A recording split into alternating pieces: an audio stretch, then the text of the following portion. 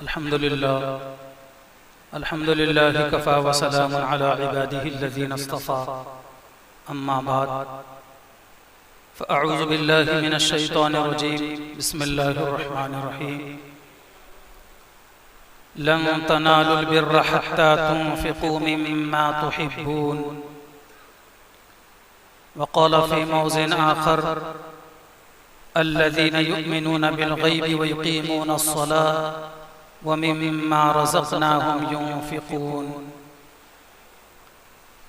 सदक़ल्लाहुल मौलाना अज़ीम व कमा वरद फ़िल हदीस सहीह क़ाल नबी सल्लल्लाहु तआला अलैहि वसल्लम इज़ा मातल इंसान इनक़तअ अन्हु अमलुहु इल्ला मिन सलासतिन सदक़तिन जारियतिन अव इल्मुन युन्तफ़अु बिही औ वलदुन सालिहुन यदअु लहु औ कमा क़ाल नबी सल्लल्लाहु अलैहि वसल्लम।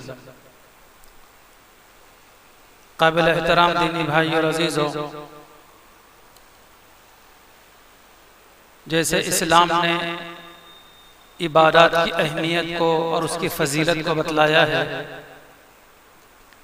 इसी तरीके से इस्लाम ने इंसानों की इमदाद करने, उनका ताआवुन करने, उनका हाथ बटाने और उनके सुख दुख में शरीक होने की बड़ी अहमियत और बड़ी तरगीब दी है।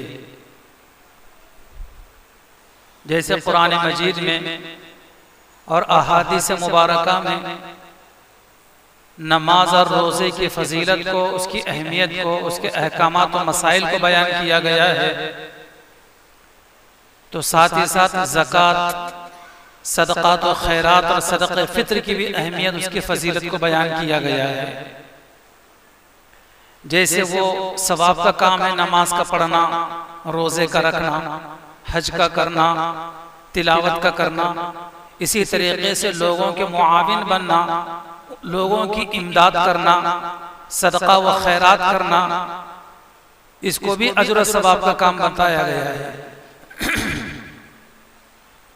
पैगंबर इस्लाम सल्लल्लाहु अलैहि वसल्लम इरशाद फरमाते हैं कि जब इंसान मर जाता है तो उसके सवाब के मिलने का सिलसिला उसके मरने के साथ बंद हो जाता है। इज़ा मातल इंसान इनक़तअ अन्हु अमलुहु, जब इंसान मर जाता है तो सवाब का सिलसिला भी उसका बंद हो जाता है, नामे आमाल में कोई नेकी उसके दर्ज नहीं होती। लेकिन हुजूर फरमाते हैं आगे इल्ला मिन सलासतिन, लेकिन 3 काम ऐसे हैं जिनका सवाब मरने के बाद भी मिलता रहता है। कौन से 3 काम हैं वो? पैगंबर इस्लाम अलैहिस्सलाम फरमाते हैं पहला काम सदक़े जारिया, सदक़तिन जारियतिन।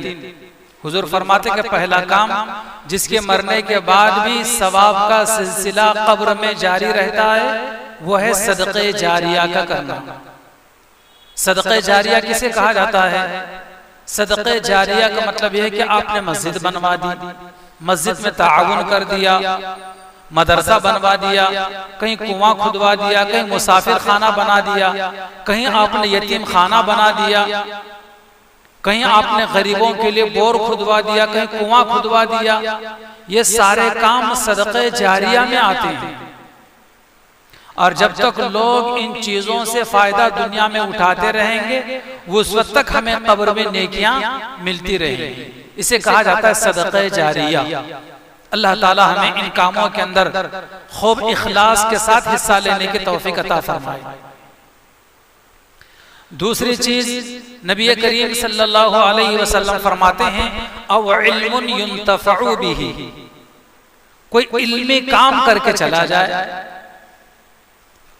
कि इसके मरने के बाद भी लोग उससे फायदा उठाते रहें। जो खुद हाफिज कुरान है तो दूसरे को हाफिज बना दे, आलिम दीन है तो दूसरों को आलिम दीन बना दे, या कुछ भी नहीं है तो अपने बच्चों को आलिम और हाफिज बना दे, दीन का खादिम बना दे, दीन का दाई बना दे, कुरान पाक की तिलावत करने वाला बना दे, कोई किताब लिखकर चला जाए, कुरान करीम लिखकर चला जाए, कुरान करीम किसी, जब तक लोग इससे समझो फायदा उठाएंगे, तिलावत करते रहेंगे, इल्मी काम करते रहेंगे, वो आलिम और हाफिज जब तक इल्म दीन का काम दुनिया में करता रहेगा, उस वक्त तक जिसने बनाया है, जिसने लिखा है, जिसने किया, उसको सवाब अपने कब्र में मिलता रहेगा। तीसरी चीज नबी करीम सल्लल्लाहु अलैहि वसल्लम फरमाते हैं, अव्वलदुन सालिहुन यदउ लहु, कि मर जाए तो नेक औलाद छोड़ के जाए जो इसके मरने के बाद उसके लिए दुआएं मग़फ़िरत करे। हमारे माँ बाप इंतकाल कर गए हैं, बहुत से हजरात चूंकि अव्वल वक्त में बुजुर्ग हजरात ही मस्जिद में आते हैं, नौजवान तो खुतबे के टाइम पे आते हैं। मैं समझता हूँ कि हम में से अक्सर और बेशतर लोगों के माँ बाप या दोनों में से कोई एक इंतकाल कर गए। अल्लाह ताला सबकी मग़फ़िरत फरमाए, सबके दर्जात को बुलंद फरमाए, अल्लाह पाक उनकी कब्र को जन्नत का बाग बनाए, और जिनके माँ बाप जिंदा हैं अल्लाह पाक उनको सेहत और आफियत के साथ शरीयत और सुन्नत के मुताबिक तादम हयात जिंदगी गुजारने की तौफीक अता फरमाए। तीसरी चीज जिसका सवाब कब्र में मिलता रहता है वो यह है कि ऐसे नेक औलाद छोड़ के जाए। आओ वलदुन, वलद कहा जाता है लड़के को, सालिह कहा जाता है नेक को, यदउ लहु जो अपने मरहूम माँ बाप के लिए दुआएं मग़फ़िरत करता रहे। आओ वलदुन सालिहुन यदउ लहु, इससे ये भी मालूम हुआ कि अल्लाह ने हमें औलाद अता फरमाई है, चाहे लड़के हों चाहे लड़कियां हों, तो अपने औलाद को नेक बनाए, दीनदार बनाए, सौम और सलात का पाबंद बनाए, दीन और इस्लाम पर कायम रहने वाला बनाए, और उसको ये भी बतलाया जाए कि हमारे मरने के बाद बेटे हमारे लिए दुआएं मग़फ़िरत किया करना, हमारे मरने के बाद हमारे लिए दुआएं मग़फ़िरत किया करना, कभी कभार हमारे कब्र पे हाजिरी भी दिया करना कि इसकी वजह से हम तुमको याद आएंगे और तुम्हारी मौत भी तुम्हें याद आएगी कि हमको भी यहीं आना है। एक तो तुम्हारी आखिरत संवर जाएगी, दूसरे कि हमारा भला हो जाएगा। इसलिए माँ बाप की जिम्मेदारियों में जहाँ बहुत सारी चीजें आती हैं, वहीं पर यह चीज भी आती है कि अपने औलाद की जहाँ दीनी तालीम और तरबियत की जाए, वहीं पर यह बात भी बतलाई जाए कि हमारे मरने के बाद हमारे लिए आप दुआएं मग़फ़िरत करना। अभी हमारी औलाद है, हमारे लिए मौका है कि हम अपने औलाद की अच्छी तालीम और तरबियत करें, उनको दीनदार बनाएं, और ये कहते हुए हम दुनिया से जाएं कि बेटे हमारे मरने के बाद हमारे लिए दुआओं में तुम याद रखना। लेकिन अब अगर हम इस उम्र के मरहले में पहुंच चुके हैं, हम किसी के औलाद हैं और हमारे माँ बाप अब दुनिया में मौजूद नहीं हैं, तो हम अपना इसे फर्ज समझें कि हम जरूर अपने माँ बाप के लिए दुआएं मग़फ़िरत करें। बल्कि दीनी किताबों के अंदर लिखा है कि जब जिंदगी में माँ बाप के 7 हक हैं और माँ बाप के मरने के बाद भी उनके 7 हक हैं। उन 7 हक में एक हक यह है कि अपने मरहूम माँ बाप के लिए दुआएं मग़फ़िरत की जाए, और माँ बाप के जो दोस्त हैं, जैसे वालिद साहब के जो दोस्त हैं जिनके साथ उठना बैठना था, रिश्तेदार हैं, उनकी भी इज्जत करे, उनकी भी खातिर तवाज़ो करे। माँ है तो माँ की सहेलियां, उनके रिश्तेदार, उनके साथ भी खातिर तवाज़ो का मामला करे, उनकी भी इज्जत करे। हुजूर पाक अलैहिस्सलाम अपने मुबारक जमाने में आप इज्जत और एहतराम के साथ पेश आया करते थे। इसलिए हमें इस बात की तालीम है कि अगर हमारे बाप दुनिया में मौजूद ना हो तो बाप के भाई छोटे या बड़े मौजूद हों, वो बाप का दर्जा रखते हैं। अगर वो भी ना हो तो हमारे मरहूम बाप के दोस्त जिनके साथ हमारे वालिद साहब उठते बैठते थे, मुलाकात करते रहते थे, इनका सामना हो तो इनसे सलाम। वालिद साहब उठते बैठते थे, मुलाकात करते रहते थे, इनका सामना हो तो इनसे सलाम किया जाए, खैर खैरियत ली जाए कि चचा जान आप कैसे हैं, तबीयत अच्छी है, ये पूछा जाए। अगर हमारे वालिद साहब के दोस्त गरीब हैं और बीमार हैं तो उनके लिए मौका ब मौका उनका ताआवुन किया जाए, उनके इलाज मुआलजे के लिए पैसे दिए जाएं, मौका ब मौका उनके लिए खर्च के लिए पैसे दिए जाएं। ये भी माँ बाप के हक में आता है। तो ये 3 चीजें आका दो जहां अलैहिस्सलातु वस्सलाम फरमाते हैं कि जिनका सवाब मरने के बाद भी हमारे कब्र में मिलता रहता है, इनके अलावा मरने के बाद फिर किसी चीज का सवाब नहीं मिलता। एक सदक़े जारिया, दूसरे इल्मे नाफे का काम, और तीसरे नेक औलाद जो अपने मरने के बाद हमारे लिए दुआएं मग़फ़िरत करती रहे। सदक़े जारिया किसे कहा जाता है? सदक़े जारिया जैसे मैंने पहले बताया, मस्जिद बना दी, मदरसा बना दिया, उज़ू खाना बना दिया, कहीं गरीब बस्ती में बोर खुदवा दिया, कहीं मुसाफिर खाना बनवा दिया, कहीं यतीम खाना बनवा दिया, ये सारी चीजें सदक़े जारिया में आती हैं। सदक़े जारिया में ये काम भी आता है कि मुसलमानों के फायदे के लिए कोई चीज वक्फ कर दी जाए अल्लाह के नाम पर। जब कोई चीज अल्लाह के नाम पर वक्फ की जाती है तो वक्फ करने वाले की मिल्कियत से निकल जाती है, डायरेक्ट वो अल्लाह की मिल्कियत में चली जाती है, अल्लाह उसका मालिक हो जाता है। मिसाल के तौर पर हमने मस्जिद के लिए कोई जगह दे दी, हमने वक्फ कर दिया, तो अब हम उस मस्जिद के जगह के मालिक नहीं रहे, बल्कि डायरेक्ट अल्लाह उस जगह का मालिक हो गया। अब उस जगह पर हम अपना हक भी नहीं जतला सकते और ना जाती किसी किस्म का तसर्रुफ कर सकते हैं, क्योंकि जैसे हमने वक्फ की नियत कर ली वो हमारी मिल्कियत से निकलकर अल्लाह की मिल्कियत में चली गई। जब ये चीज अल्लाह की मिल्कियत में चली गई तो फिर सवाब का सिलसिला हमारे लिए चालू हो जाता है।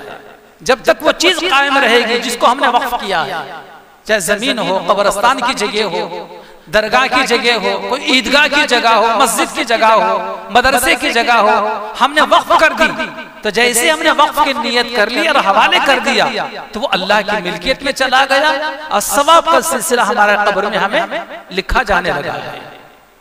कब तक लिखा जाता रहेगा? जब तक वो जगह बाकी रहे, लोग उससे फायदा उठाते रहे, जब तक कि क़यामत क्यों ना आ जाए, उस वक्त सवाब का सिलसिला जारी रहता रहेगा। और इसकी नबी करीम सल्लल्लाहु अलैहि वसल्लम ने मुसलमानों को बड़ी तरकीब दी है। कुरान मजीद में भी इसका इशारा मौजूद है, वअन्फिकू फी सबीलिल्लाह। कुरान मजीद में एक जगह नहीं बल्कि मुतअद्दिद मकामात पर है, अहादीस मुबारका के अंदर भी मौजूद है। तो इसी चीज को मद्देनजर रखते हुए हर जमाने में लोगों ने जमीन, जायदाद, रुपया, पैसा अल्लाह के नाम पर वक्फ किया है। इंसानी तारीख में सबसे पहला वक्फ अगर कोई है, सबसे पहला वक्फ तो वो अल्लाह का बाबर का घर काबतुल्लाह है।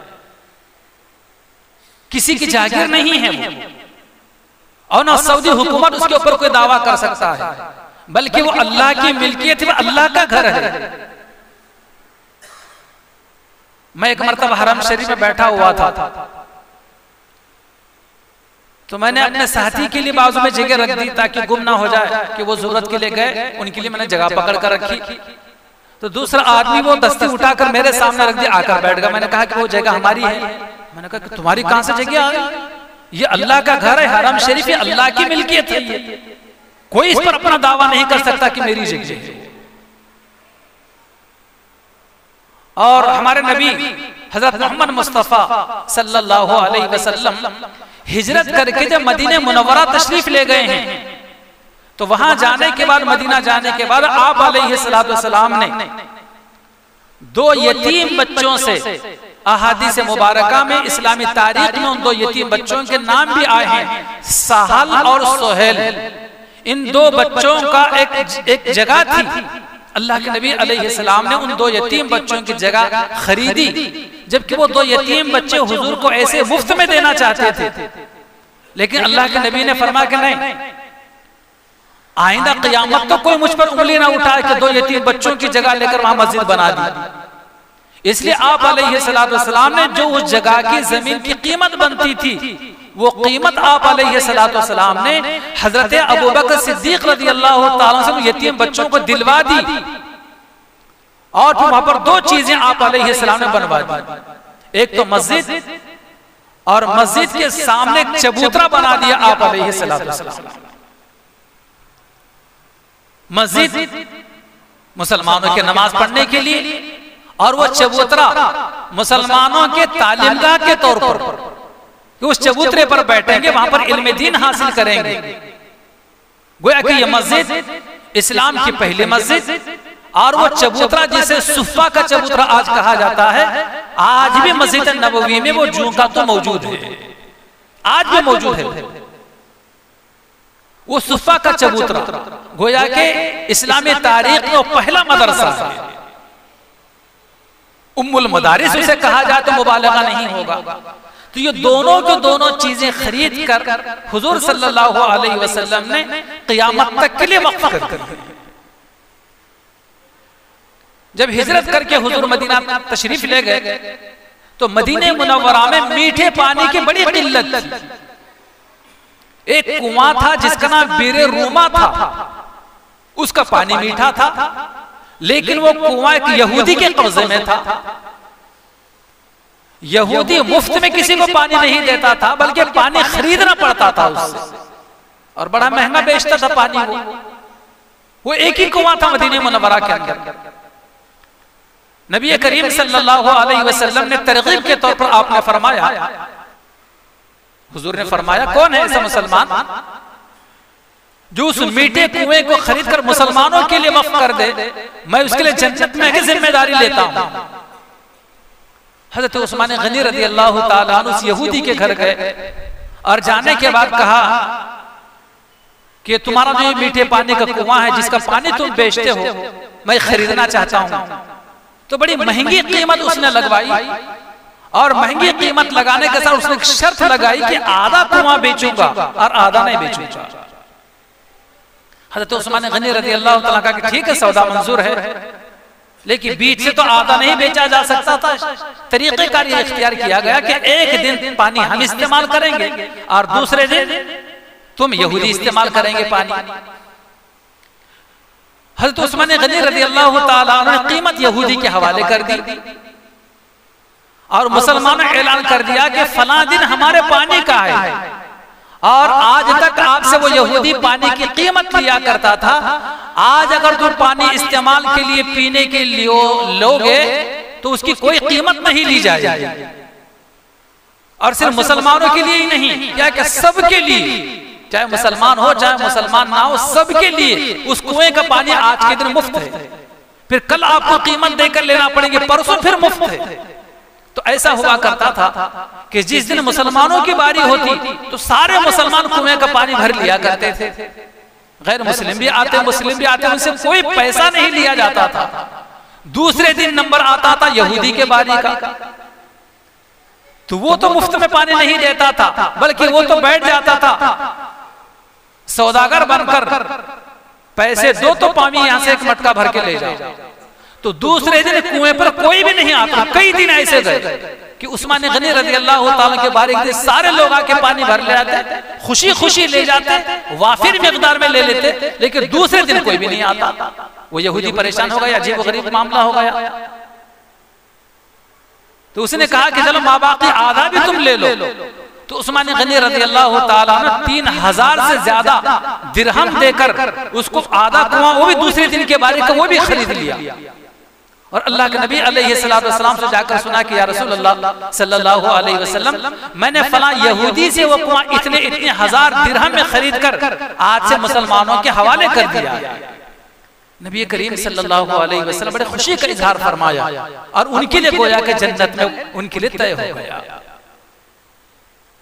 जब ये कुरान मजीद की आयत मुबारका नाजिल हुई, जिसको मैंने शुरू खुतबे मसनूना में तिलावत किया कि लन तनालुल बिर्रा हत्ता तुनफिकू मिम्मा तुहिब्बून,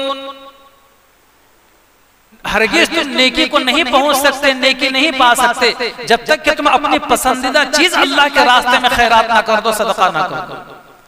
तो कई हजरात सहाबा हुजूर की खिदमत में हाजिर होकर अपनी पसंदीदा चीजें वक्फ करने लगे, खैरात करने लगे। तो इसकी इस्लाम में बड़ी ताकीद है, बड़ी तरगीब है। हमारे इस मुल्क के अंदर भी, हिंदुस्तान के अंदर भी आप जगह जगह देखेंगे तो बड़े बड़े नवाबों ने भी, हुक्मरानों ने भी बड़े बड़े रईसों ने, दौलतमंदों ने भी, मालदारों ने भी और आम मुसलमानों ने भी अपने अपने हैसियत के मुताबिक जमीनें, जायदादें, इमारतें, रुपया पैसा, कब्रिस्तानें, मस्जिदें, मदरसे, सराय और ईदगाहें वक्फ की, जो आज तक मौजूद है। लेकिन